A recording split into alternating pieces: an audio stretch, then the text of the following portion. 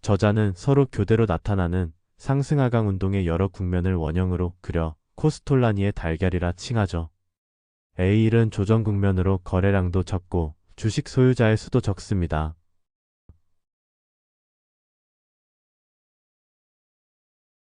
우리는 매일매일 성장합니다. 안녕하세요. 성장의 시간입니다. 이번 시간에는 돈, 그리고 투자에 대한 얘기를 해보려고 하는데요. 오늘 살펴볼 책은 유럽 증권계가 위대한 유산이라고 평가한 앙드레 코스톨라니의 돈, 뜨겁게 사랑하고 차갑게 다루어라입니다. 이 책은 투자와 관련된 구체적인 비법 같은 것을 가르쳐주는 책이 아닙니다. 투자에 대한 거장의 경험과 지혜를 엿볼 수 있는 책이죠. 그것을 통해 우리는 장기적으로 그리고 덜 고통스럽게 투자에서 승리할 수 있는 방법을 배울 수 있습니다. 그럼 투자 대부의 가르침 속으로 같이 들어가 보시죠. 1906년 헝가리에서 태어난 그는 명실상부 투자의 대부이자 구루였습니다. 18세에 파리에 유학하면서 증권 투자를 시작하여 평생을 투자자로 살았죠. 더불어 그는 본책을 포함하여 13권의 책을 쓴 박학다식한 저술가이자 유머 넘치는 칼럼니스트이기도 했습니다. 그의 책들은 전 세계적으로 300만 부 이상 판매되었는데요. 본책은 그가 93세에 쓴 것으로 안타깝게도 그의 유작이자 최후의 역작으로 남게 되었습니다. 돈은 많은 사람들에게 힘과 지위, 그리고 성공을 상징합니다. 자본주의에서 돈에 매료되는 것은 어쩌면 당연한 일이죠. 저자가 가장 중요하게 생각한 돈의 역할 중 하나는 바로 독립성을 부여해 준다는 것이었습니다. 그에게 독립은 건강 다음으로 중요한 의미를 가지는 것이었으며 하고 싶은 것과 하기 싫은 것을 있는 그대로 당당히 말할 수 있고 행할 수 있는 것이었죠. 그래서 저자는 백만장자, 즉 부자를 두고 자기 자본을 가지고 자기가 원하는 바를 행하는 데 있어 그 누구의 간섭도 받지 않는 사람이라 정의합니다. 이런 독립성을 갖추는데 필요한 금액은 사람의 성향과 상황에 따라 다를 것이기에 절대적 금액으로 부자를 말할 순 없습니다. 다만 한 가지 확실한 건 돈 자체를 늘리는데 집착하는 사람이라면 결코 부자가 될 수 없다는 것이죠. 만족할 만한 은행 잔고라는 건 애초에 존재하지 않습니다. 저자는 이렇게 얘기합니다. 돈은 사람들이 끊임없이 갈망하는 그 어떤 것이다. 돈과는 확실하게 어느 정도의 거리를 두어야 한다. 간단히 말해서 돈은 뜨겁게 사랑하되 차갑게 다루어야 한다는 것이다. 저자는 애초에 금수저가 아닌 사람이 부자가 될 수 있는 방법은 세 가지가 있다고 말합니다. 첫째, 부유한 배우자를 만난다. 둘째, 유망한 사업 아이템을 갖는다. 셋째, 투자를 한다.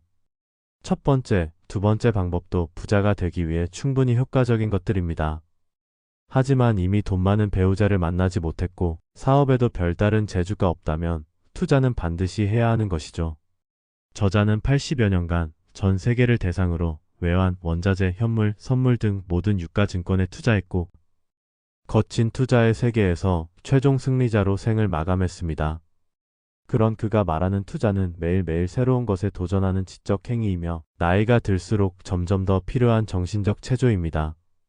무엇보다 투자는 과학이 아니라 예술이라 말하죠. 저자는 일반적인 상황, 가령 당신이 가장이고 당신의 수입으로 자녀를 양육하고 집을 사야 하는 상황이라면 투기는 금물이라고 말합니다. 더불어 시간적 제한 없이 투자할 수 있어야 한다고 얘기하죠. 투자라는 것이 내가 생각한 일정대로 흘러가는 것이 아니기에 기한이 있는 돈은 불안할 수밖에 없고 불안은 손실로 연결되는 경우가 많습니다. 이런 물리적인 조건 외에도 투자자가 되기 위해서는 기꺼이 위험을 감수하겠다는 단단한 정신 또한 필요하죠.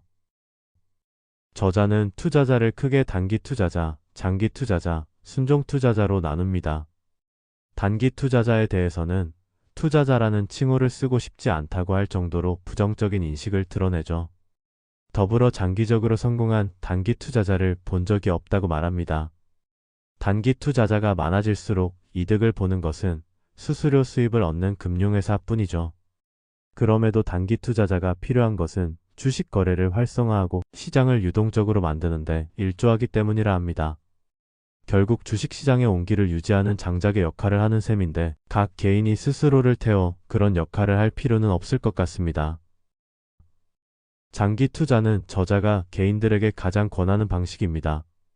장기 투자는 모든 주식 거래 중 최고의 결과를 낳는 방법이라 단언하죠.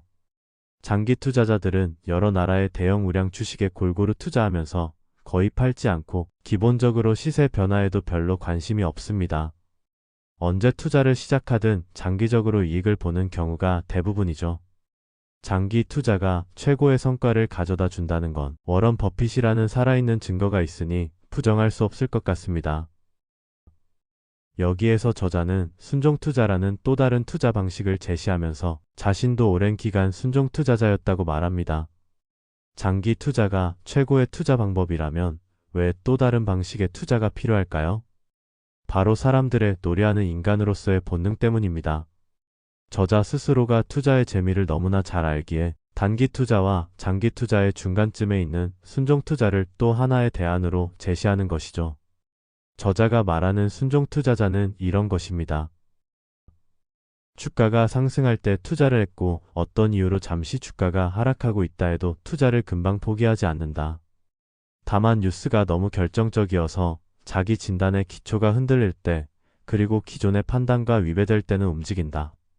순종 투자자는 옳든 그르든 독자적인 자신만의 아이디어를 가지고 있으며 이것이 그를 단기 투자자와 구분 짓는 결정적인 차이다.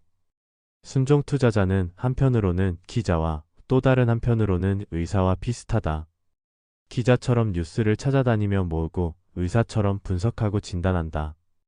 여러 지식을 바탕으로 최종 진단을 내리고 그에 따라 자신의 참여 방식을 결정한다. 저자는 채권, 외환, 부동산 등 여러 투자 대상을 언급하지만 역시 가장 큰 투자 대상으로는 주식을 꼽습니다. 주식의 장점은 무엇보다 장기적인 상승 운동을 한다는 점인데요. 그렇기에 재산을 약간 분산시키고 크고 튼튼한 기업의 주식에 투자하여 인내한다면 성공 가능성이 크다고 얘기하죠. 그럼 주가를 움직이는 것들에는 무엇이 있을까요? 뭐니 해도 가장 기본이 되는 것은 공급과 수요의 원칙입니다. 모든 시장 경제에 적용되는 원칙이라 할 수 있죠. 저자는 이를 두고 주식을 내놓는 매도자가 주식을 사들이는 매수자보다 더 급박함을 느끼는가 안 느끼는가에 달려있다고 얘기하죠. 다른 요소들은 공급과 수요라는 대원칙 아래 간접적으로 영향을 미친다고 볼 수 있습니다. 저자는 주가에 영향을 미치는 요소들을 장기적인 것과 중기적인 것으로 구분합니다. 10여 년 이상 장기적으로 주식시장의 흐름을 결정하는 요소는 크게 두 가지인데요. 전쟁과 평화 그리고 장기적인 경제 발전입니다. 저자는 이런 이야기를 한 적이 있습니다. 국제적인 우량주를 몇 종목 산 다음 약국에 가서 수면제를 사 먹고 몇 년 동안 푹 자라.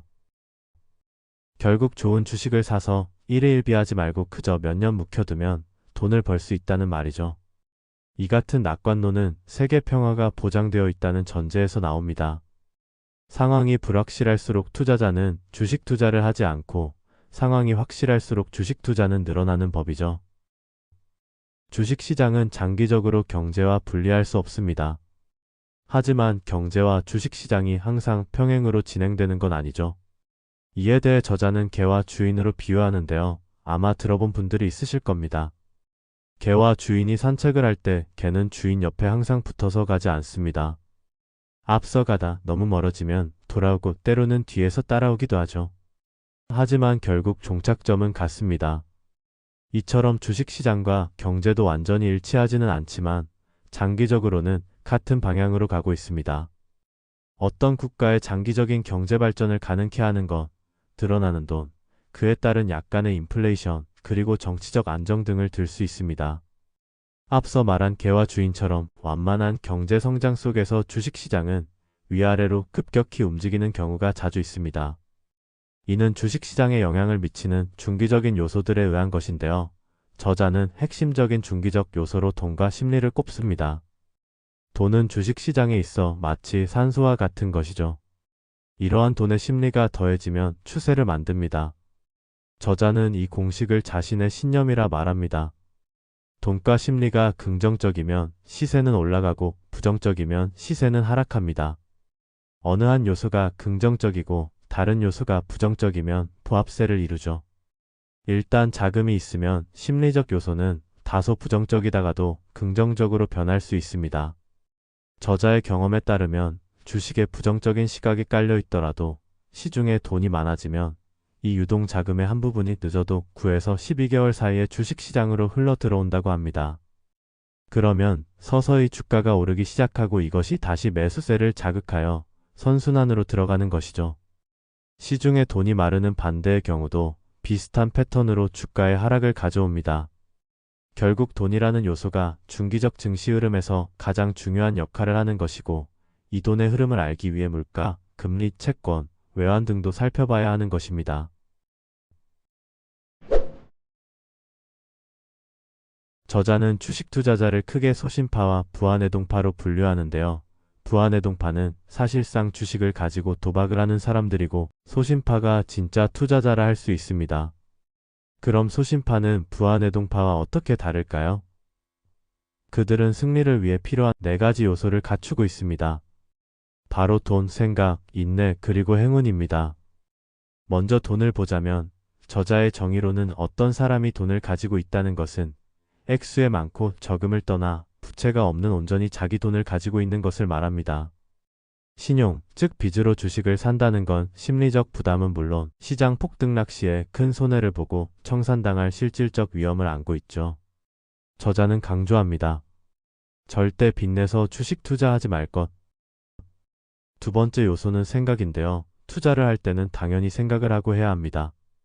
이것은 달리 말하면 상상력이라 할 수도 있고 전략이라 할 수도 있습니다. 저자는 상상력이 지식보다 중요하다고 얘기하죠. 경제 상황, 산업의 흐름 등을 보고 논리적인 상상을 이어 나가는 것입니다. 그렇게 생각이 정리되면 자신의 생각을 믿고 주변 사람이나 여론에 흔들려선 안 됩니다. 세 번째인 인내에 대해서 저자는 인내가 없는 사람은 주식시장에 얼씬거리지 않는 것이 좋다고 얘기합니다. 주식 투자라는 것이 즉각적인 수익을 안겨주기보다 인고의 시간을 요하는 경우가 많기 때문에 자신의 판단을 믿고 견뎌낼 수 있어야 합니다. 마지막으로 투자자에게는 운도 따라줘야 합니다. 천재지변이나 전쟁 같은 것은 투자 판단의 근거가 된 여러 전제 조건을 흔들어 놓게 됩니다. 그러니 행운 또한 중요한 요소라 할 수 있습니다. 소신파 투자자라면 앞서 말한 4가지 요소를 모두 갖추고 있어야 하는데요. 돈이 없거나 빚이 있다면 투자자는 인내를 가질 수 없고, 생각이 없다면 전략을 짤 수 없으며, 인내가 없다면 돈과 생각이 결실을 맺을 수 없죠. 더불어 운이 없다면 앞서 말한 모든 것이 물거품이 될 수도 있습니다. 주식의 많은 부분이 소신파 투자자와 부안해동파 투자자 중 누구의 손에 있는지에 따라 주식의 흐름이 달라질 수 있는데요. 저자는 이렇게 얘기합니다. 증권이 부안해동파의 수중에 있으면 특별히 좋은 소식이 있어도 증시에 크게 영향을 안 끼친다. 그러나 나쁜 소식은 바로 엄청난 영향을 끼친다.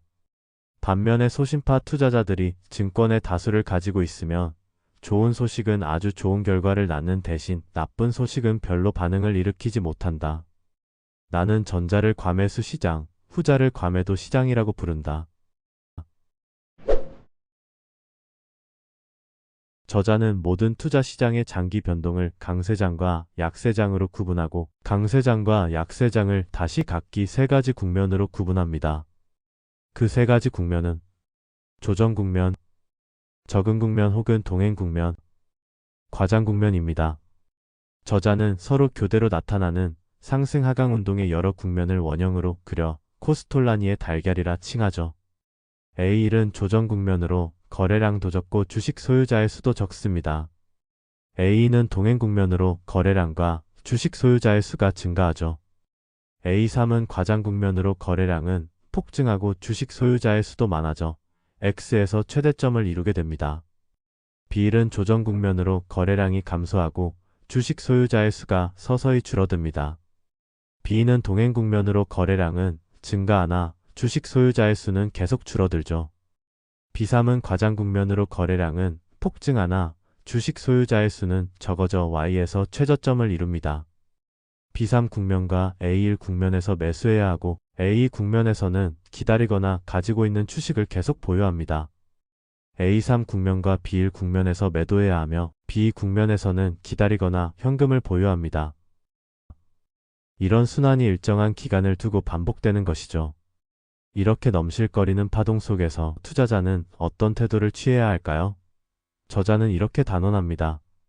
소신파에 속해야 하고 남들과는 반대로 행동해야 한다.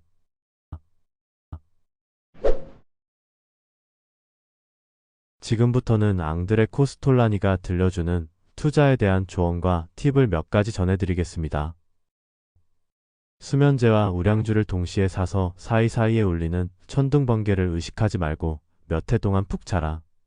이 조언대로 하는 사람은 잠에서 깨어나는 순간 기쁘고도 경이로운 순간을 체험하게 될 것이다. 거래량이 많지 않은 가운데 시장이 상승하거나 하락하면 이것은 동일한 흐름이 지속될 것임을 시사하며 거래량이 점차 늘어나면서 시장이 상승 혹은 하락하면 이것은 흐름의 반전이 멀지 않다는 것을 말한다. 어떤 경우라도 낙관적인 숫자와 예언에 빠져들어서는 안 된다. 투자자는 조그만 뒷문으로 아무도 보지 못하도록 도망치듯 살그머니 시장에서 빠져나와야 한다. 투자자들이 반드시 조심해야 할 것이 있다. 무슨 수단을 써서라도 잃어버린 돈을 찾고자 하는 것은 무모한 짓이다. 만약 손실을 보았으면 즉시 그것을 받아들이고 책상을 정리한 뒤 0에서 다시 시작할 각오를 해야 한다.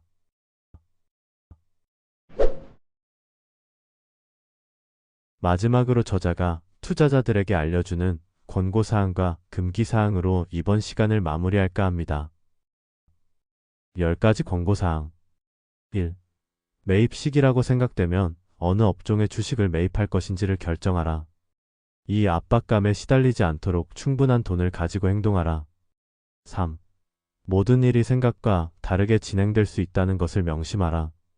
그리고 반드시 인내하라. 4. 확신이 있으면 강하고 고집스럽게 밀어붙여라. 5. 유연하게 행동하고 자신의 생각이 잘못될 수 있음을 인정하라. 6. 완전히 새로운 상황이 전개되면 즉시 팔아라. 7. 때때로 자신이 보유한 종목의 리스트를 보고 지금이라도 역시 샀을 것인지 검토하라. 8. 대단한 가능성을 예견할 수 있을 경우에만 사라. 9. 계속해서 예측할 수 없는 위험 역시 항상 염두에 두라. 10. 자신의 주장이 옳더라도 겸손하라. 10가지 금기사항. 1. 추천 종목을 따르지 말며 비밀스런 소문에 귀 기울이지 마라. 이 파는 사람이 왜 파는지 혹은 사는 사람이 왜 사는지를 스스로 알고 있다고 생각하지 마라. 또한 다른 사람들이 자기보다 더 많이 알고 있다고 생각해서 그들의 말에 귀 기울이지 마라. 3. 손실을 다시 회복하려고 하지 마라. 4. 지난 시세에 연연하지 마라. 5. 주식을 사놓은 뒤 언젠가 주가가 오를 것이라는 희망 속에 그 주식을 잊고 지내지 마라. 6. 시세 변화에 민감하게 반응하지 마라. 7. 어디서 수익 혹은 손실이 있었는지 계속해서 계산하지 마라. 8. 단기 수익을 얻기 위해서 팔지 마라. 9. 정치적 성향, 즉 지지나 반대에 의해 심리적 영향을 받지 마라. 10. 이익을 보았다고 해서 교만해지지 마라. 이렇게 본 책은 투자의 대가인 저자의 돈에 대한 철학과 투자 경험, 그리고 투자 지식을 우리에게 전해주는데요. 저자 특유의 위트와 유머가 녹아있어 꽤 재미있게 읽을 수 있습니다. 투자를 하시는 분들은 한번 읽어보시면 도움이 많이 될 것 같습니다. 저자 앙드레 코스톨라니가 평생을 지킨 잠언이 있다고 하는데요. 바로 인생을 즐기십시오. 라는 말입니다. 그것이 투자든 인생이든 즐기는 게 중요한 것 같습니다. 앙드레 코스톨라니의 조언과 권고를 잘 기억해 두시고 성공적인 투자는 물론 즐거운 인생을 사시기 바랍니다.